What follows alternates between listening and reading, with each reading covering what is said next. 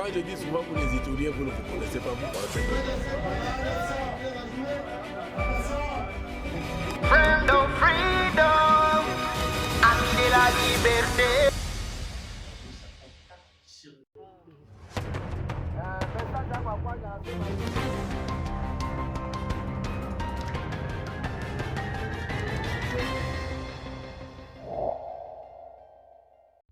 Bon samedi de Pâques à vous toutes et à vous tous, vous êtes à l'écoute de la 93.5 MHz, c'est votre édition du journal Vespéral, voici les principaux titres.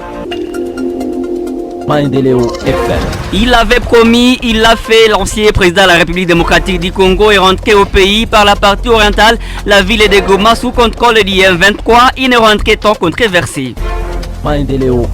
L'état de siège est un échec puissant et n'est plus utile. C'est l'analyse des députés provinciaux de l'Ituri sur les 4 ans depuis que l'état de siège a été décrété. Viol en grande échelle en commune rurale de Munkwalou. Deux réalités sont derrière cette situation. Selon la CBOKOUMES, c'est cette commune rurale qui a suivi dans votre édition du journal. Nous allons également parler des dossiers spoliation, la constitution, la régie des eaux. C'est la jeunesse Bira qui est sortie de ce silence à suivre leurs déclarations. Voilà les 4 titres qui constituent l'ossature de votre édition du journal. Mesdames, mesdemoiselles et messieurs, les détails vous arrivent ici et maintenant. Gardez l'écoute. Ce journal vous est présenté par Joseph Muhindo Tissouti.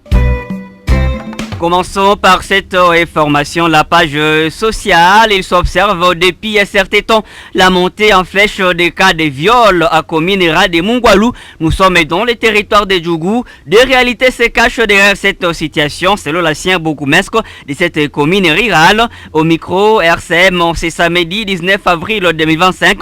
Il a indiqué que certains orpailleurs sont trompés par certains féticheurs qui leur demandent de coucher avec le mineur vers les enfants pour trouver de l'or. Jean-Pierre Bikili Sende évoque aussi les responsabilités des parents dans la commune rurale. Voici Jean-Pierre Bikili Sende, ancien bourgmestre de la commune rurale de Munkwalou. Ce sont les orpailleurs. Il y a une superstition, c'est-à-dire il y a des orpailleurs qui vont consulter des féticheurs, des marabouts, qui leur donnent certaines conditions. Donc voilà, pour avoir de l'or, il faut courir avec, il faut avoir des relations sexuelles avec un enfant de tel âge à tel âge.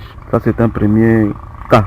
Deuxième cas, c'est l'irresponsabilité des parents. Vous êtes un parent, vous êtes à la maison, vous restez à la maison, vous envoyez votre petite fille de 5 ans, 6 ans, 7 ans, 8 ans, 10 ans dans les sites miniers pour aller vendre des arachides, des cacahuètes, vendre des beignets. Ça, c'est inacceptable. Les parents doivent aller eux-mêmes dans les sites miniers pour vendre ces cacahuètes-là. Et puis ne pas trop traîner. On peut aller à 10h, à 14h, il faut rentrer. Il ne faut pas rentrer à 19h. Pendant que les jeunes gens au niveau des sites miniers, souvent il y a de ceux-là qui prennent du chanvre, ceux-là qui prennent des liqueurs fortes. Et là, ils perdent les instincts humains, ils peuvent poser n'importe quel acte criminel.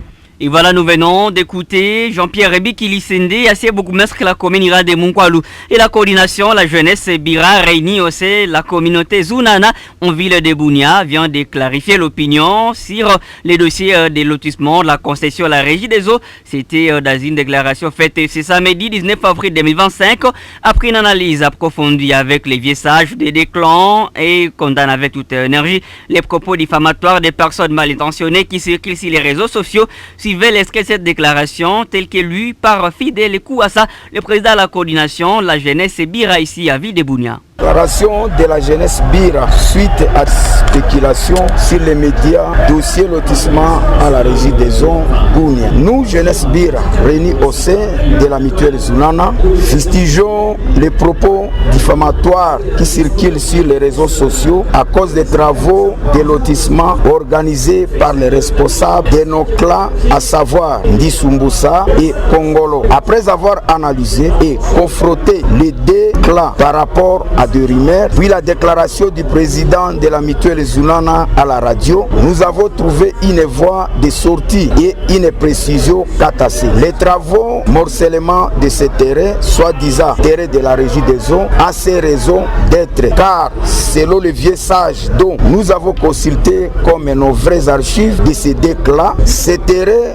était sollicité par régie des eaux Bunia. À contrepartie, les autochtones bénéficierait l'eau. Les responsables de ces deux-là ont jugé bon de morceler, mais de donner privilège à l'espace réservé à la régie des eaux à cause de l'importance de l'eau, mais aussi à la jeunesse de ces quartiers des stades de football. Les restes de l'étendue morcelé, les droits de jouissance leur réservés, nous informons la population de Bunia qui n'ont pas l'historique de la jeunesse de la ville de Bunia que ces terrains n'appartenaient pas à la régie des eaux, mais qu'ils étaient de simples locataires sur notre sol de nos ancêtres. Nous, Jeunesse Bira, réaffirmons notre engagement à soutenir des démarches qui tendent à remettre nos déclats de ces droits longtemps pris en otage par ces derniers. Qualifiés comme sans fondement, du matir et sentimental les propos qui circulent sur les réseaux sociaux. À toute la jeunesse Bira se mobilise en fait de sauver notre terre entre les mains de l'avanceur, ainsi fait à Bunia le 19 avril 2025 pour la coordination nationale de la jeunesse Bira, fidèle beaucoup à ça. Et parlons développement dans votre édition du journal. Les ports et Lyon, l'avenue Oasis, aux avenues Istem, Moulimbo et Komboké au quartier Roro va être construit à béton. Les travaux de construction financés par la Fondation Kaliomo ont été lancés ce samedi 19 avril 2025 par le chef de ces quartiers, Gédéon Moulimba. À présence des bénéficiaires, Kakoulé Kaliomo de Gracias a appelé la population à s'approprier cette œuvre. Regen Kampale, porte-parole de cette fondation, a rassuré que les travaux vont prendre au moins 2 mois. C'est un pont qui va relier 3 avenues et c'est un pont de grande importance tel que vous le constatez. Et ces travaux sont exécutés par la Fondation Kaliomo, appuyée par la population locale parce que vous savez, il faut toujours commencer par la contribution locale pour qu'on vienne appuyer. Mais nous rassurons qu'aujourd'hui on vient déposer la première pierre au nom de la Fondation Kaliomo pour que dans 2 mois au maximum, on soit à mesure déjà de traverser ici sur un pont construit par la Fondation Kaliomo. Je sais que c'est un pont qui va durer plus longtemps parce que nous avons des ingénieurs qui sont mobilisés pour venir suivre les travaux et que ça soit un pont vraiment de haute posture, de grande qualité, au minimum 20 tonnes. Et les bénéficiaires de leur part ont salué le lancement de ces travaux. Jérémy Moupenzi est l'un des habitants de cette avenue du quartier Roro. Il s'exprimait en ces termes. C'est avec un sentiment de joie parce que ça faisait longtemps non plaidoyer au niveau des autorités pour notre époque, d'importance très capitale, surtout dans l'aspect sécurité. Nous avons un problème sérieux étant donné que notre quartier Roro, c'est le quartier miroir de la ville. Et le cas de criminalité de l'autre côté ici, c'est peu haussé. Alors, l'aspect sécuritaire, nous avons aussi le cas du pont, ça qui nous crée aussi des problèmes parce que vous pouvez appeler l'intervention, mais pour accéder là où il y a cambriolage, ça pose problème. Mais aujourd'hui, pour nous, ça fait une joie parce qu'on voit déjà un ouvrage qui est en train d'être construit ici au niveau de 3 avenues, avenue Komboké, Istem et Mouimbo. Cela nous faciliterait lorsqu'on aura le cas d'intervention pour accéder plus vite au niveau de là où il y a les sécurités. Et ouvrons maintenant une page politique à présent, 4 ans d'ici le 3 mai 2025. Et depuis la promulgation de l'état de siège province de l'Ituri, au Nord Kivu, cette mesure exceptionnelle entraîne un échec puissant, c'est ce qu'a indiqué et le député provincial Jean-Pierre Bikili Sende, président du caucus des députés provinciaux la province du territoire de Djougou au cours d'un entretien avec la presse ce samedi 19 avril 2025.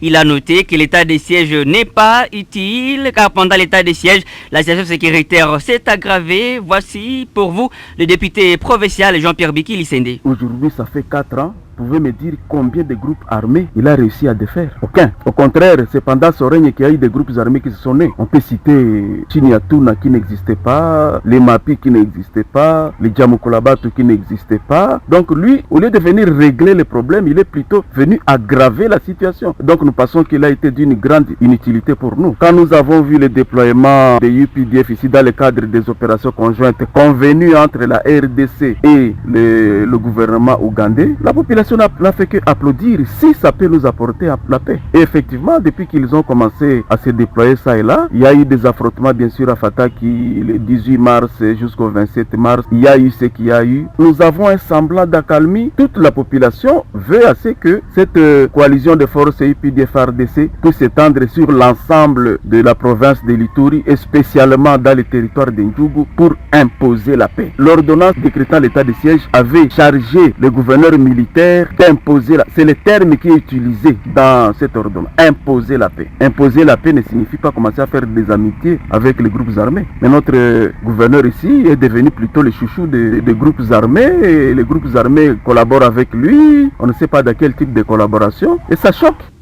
Il a également regretté que pendant l'état de siège, plus de 13 groupements du secteur des Banyali-Kilo ont été occupés par les miliciens Codeco. Je condamne l'État. Avant l'avènement de l'état de siège, pour ne parler que du secteur de Banyali-Kilo, nous étions envahis à peu près, sur les 15 groupements, il y avait à peu près 5 ou 6 groupements seulement qui étaient envahis. Et pendant l'état de siège, on est arrivé à 13,5, 14 groupements sur 15. Il n'y a pas que le secteur de Banyali-Kilo. Quand nous voyons la chefferie de Ndo-Kebo, actuellement presque à 100% occupée par les miliciens de Codeco, je pense que l'État a failli. Et le chef de l'État avait déjà joué son travail. Il avait délégué ici un chargé des opérations pour faire le travail d'imposer, de restaurer l'autorité de l'État. Malheureusement, ça n'a pas été fait. Il est venu faire tout à fait autre chose. La recommandation, on doit désarmer de gré ou de force tous les groupes armés, je dis bien tout, avec S, tous les groupes armés qui sont en train de semer la mort et la désolation dans la province de l'Ituri, dans le territoire d'Ndjougou. Nous venons d'écouter là-bas le député provincial Jean-Pierre Mikili Sende qui regrette que pendant les 4 états de siège, la province de l'Ituri est toujours plongée dans une insécurité totale et politique. Toujours après les affrontements opposant la milice Codeco et l'UPDF à Fataki, les activités socio-économiques et scolaires peinent à reprendre. C'est une inquiétude du député national Jean-Marie Jazam qui est élu de ces territoires. Au cours des échanges avec la presse samedi 19 avril 2025, cet élu regrette les conséquences de cette situation. Voici pour vous le député national Jean-Marie Nkaza. Nous sommes au courant de la situation et cela date depuis les affrontements avec les éléments de force d'autodéfense Codeco, comme il le dit, l'armée ougandaise UPDF, qui nous a pris pratiquement 2 semaines. Depuis ces 2 semaines, une accalmie qui s'observe. Nous en sommes jusqu'aujourd'hui aussi à la deuxième semaine. Ça fait bientôt 1 mois depuis que la situation s'est accompagnée. On s'est détérioré à Fatak et cela a beaucoup de conséquences du point de vue humanitaire, beaucoup de point de vue éducation, beaucoup de conséquences du point de vue sanitaire. Les activités de l'hôpital général de référence de Fataki n'ont pas repris comme de droit. Les activités commerciales n'ont pas repris. Les humanitaires n'ont pas encore repris les assistances aux déplacés de Djaïba, de Arre et partout là-bas aux alentours. Ce sont des situations qui nous inquiètent au plus haut point parce que dans le territoire de Djougou, le centre commercial de Fataki, la paroisse de Fataki, était le seul centre, la seule paroisse qui continuait encore de faire semblant d'être alors un modèle pour le reste des territoires de Djougou. Et voilà, c'était le député national Jean-Marie Diaza au micro RCM. Et nous l'avons annoncé au sommaire, l'ancien président de la République démocratique du Congo, Joseph Kabila, a regagné le pays et séjourne en ville de Goma, au Nord Kivu, depuis le vendredi 18 avril 2025. Selon plusieurs sources, il a franchi la frontière entre la RDC et le Rwanda via les postes frontaliers de la Grande Barrière pour arriver dans la ville de Goma, ville sous contrôle du M23. Un retour, qui a suscité des interrogations. Joseph Kabila qui avait dit en bientôt et non au revoir à ses pairs, président de la SADC, vieux pour la paix, s'interroge plusieurs citoyens suivant ces reportages d'Africa News sur les discours de Joseph Kabila à la réunion de la SADC lors de son dernier mandat. Sa sortie était attendue. C'est finalement ce vendredi que le président Joseph Kabila a pris la parole pour la première fois depuis la confirmation de son départ du pouvoir à l'issue de la présidentielle de décembre prochain. Et c'est par des propos que d'aucuns qualifieraient d'énigmatiques que le chef de l'État congolais s'est signalé. Pourquoi un discours d'adieu? Je ne vous dis pas au revoir, je vous dis à bientôt, a-t-il lancé lors de son speech à l'ouverture du sommet de la SADC à Windhoek en Namibie. Une déclaration qui ne manquera sans doute pas de susciter quelques interprétations. Peu importe, Joseph Kabila va certes se retirer, mais il est clair qu'il restera un acteur majeur de la vie politique en RDC. Et en attendant la fin de son mandat dans quelques mois, il étale ses préoccupations majeures. Les élections, bien évidemment, mais également la stabilité économique et sécuritaire, a-t-il souligné devant ses pairs réunis pour 3 jours dans la capitale namibienne. Des chefs d'État qui ont tenu à rendre hommage à leur homologue congolais pour sa décision de ne pas se présenter à la présidentielle du 23 décembre prochain, conformément à la Constitution. Et terminons avec cette épaisse sociétale, fête des Pâques 2025, l'espace vert Epo-Ville. On sera toujours ouvert 24/24, d'où la sécurité doit être renforcée. C'est Alfred Epaka, gestionnaire de cet espace, qui l'a dit ce samedi 19 avril 2025. C'est confié à la radio communautaire Maintélé. Il a appelé tous les habitants de la ville de Bunia à venir et passer un moment festif au sein de cet espace public. Voici Alfred Epaka au micro de Batizaché. Utajua espace Epo Ville iko espace ya kabambi, iko espace juu ya cadrement ya jeunesse, tuko anacheza, iko basketball, tuko tennis, football, na iko espace vile ya divertissement. Sasa tuko hapa hivi, il faut nini madroga kidogo ya leta, il faut tunaleta mutakuta quelque part batu bengine wenye tuko nao hapa penzi comprendre to leta iko na masharge ya nyombo alipe wa personnel. Tunakumbusha batu bafike lipe, bafike bulongo haiko yangu, bulongo ni ya leta, na leta ikideside ke bampatie batu kidogo juu ba exercer ba activité yabo kidogo pour que maisha na watoto banini tulipe ba taxi mwa kidogo enye tatia leta nayo ife kazi yake mzuri. Tede neta ni kaya ya insécurité, utakuta peut-être mwepo pembeni mtu mwingine anapasha fa madega yake, anapasha fika kufutikana peut-être mwepo enye tambia nani bakubwa batu pati batu ne comment sécuriser parce que ni espace ya leta, ni espace ya leta na si vile ngabo tukwa magardia hapo bebi ko tusaidia me aba gardien bo peke bila sira bataweza kakoba policier gizi hapa tuko entouré kama na service ya nini ya bakubwa ya bajeshi ile inatusaidia sana vike. Epo ni espace kabambi sana kubwa, alors ni espace miroir bale benye abaya visiter Epo tutasi bafika na Epo parce que iko ile Epo ya zamani kama espace kama jembi mingi, alors fika iko mafazi ya masala ya fente, utakuta mabalo fazi mingi na batoto ni saka pasaka ni kesho karibu mwepo mutafurahi sana na babitu amupi yenyewe Epo inabafikishia si activité. Si tunanja 6h, si tunapiga 6h à 6h uviki kama bakilia biko, si tunatumikaka na balo yetu tunanja a partir ya asubuhi entraînement kila siku, mkafanya penda reservation ya ma différentes activités biro ko pale munafika munafanya reservation na activité yote mwepo na kitika kabisa mzuri sana parce que iko espace ngiko musatre ville ya Bunia na iko espace miroir. Et voilà, et pour Ville, c'est un espace miroir, voilà ce qu'a indiqué Alfred Paka, gestionnaire de Epoville. Et c'est avec lui que nous bouclons votre édition du journal. Vous nous avez capté en cours de diffusion. Voici les rappels des principaux titres. Il avait promis, il a fait. L'ancien chef de l'État congolais est rentré au pays par la partie orientale, la ville de Goma sous contrôle hier 23. Retour de Joseph Kabila, un retour controversé. L'état des sièges est un échec puissant et n'est plus utile. C'est l'analyse d'un député provincial de l'Itourie sur les 4 ans depuis que l'état des sièges a été décrété. Vous avez suivi Jean-Pierre Bikil, c'est de la votre édition du journal.